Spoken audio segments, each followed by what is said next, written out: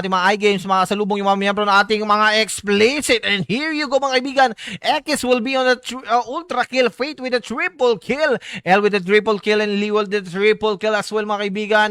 Vlad, another triple kill. Explicit is doing it, wiping out kill mga kaibigan. Ito nga po yung ating mga iGames lababa. Doon nga po makikita sa may lawa area yung ating mga explicit makikipagsalpukan. Pero ito nga po yung pagbaba na rin natin mga DPWH from the tulay area mga kaibigan. Pero hindi pa rin tapos yung laban dahil dito ay marami pa rin mga naglalaglagan ng mga buhay, mga pataba sa lupa mga kaibigan. Ito nga po yung ating mga newborn once again. Pero ito nga po yung ating mga badborn, lalabas na rin naman doon nga po sa may TNR sila nanggaling sa may grass area, diretso sa may lawa. Naku po, ang daming gumuhit. Pero yung ating bad with a quadra kill coming in from the force of the Gia. Pero ito nga po, back to the game po tayo. Ito nga po sa may grass area natin. Naku po, uy, ang ganda ng guhit ni Ekis with a 6-man kill from the DOD mga kaibigan.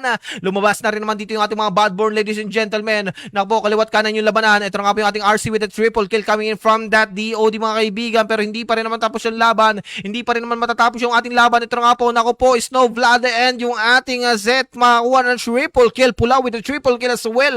Coming in from the chain, Ekis with a triple kill coming in from the DOD.